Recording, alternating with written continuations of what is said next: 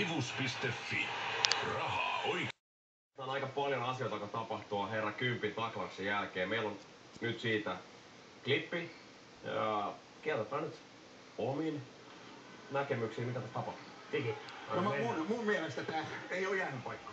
Se on Jypin pelaaja tulee Ei vastaan. siis jäähyä tästä ei tule. Ei tukkaa. Eikä oo mitään siis. Ehkä nosti vähän käsiä, mutta jätkä tulee... Vaikee. Siis tää on vaikea on, ja mutta... kyllä tässä niinku varmaan videotuomari On. helailee. Erittäin Ja vaikea. sitten jos tuossa olisi joku niinku nönnönnö taklaamassa, niin siitä on sekä helpompi käsitellä videotuomari. Tässä on Jere Karalahti aina puheenaiheena. Kyllä sit vähän se käsi Nousee, mutta tässäkin huomasi, että Jere menee taaksepäin itsekin, mutta siinä tulee niinku kiekon vaihto, jätkä tulee keskelle. Tästä kulmasta se näkyy ehkä parhaiten. Nyt tulee Vähän siinä se on syöttö, jättö ja pää alhaalla. pää alhaalla. Jere tulee kiekkoon. Tulee, mutta Niin se vähän se Jeren toinen käsi Muistetaan se, että se on yläkäsi. No mikä on meidän tuomio? Tuleeko tuossa penaltia vai ei?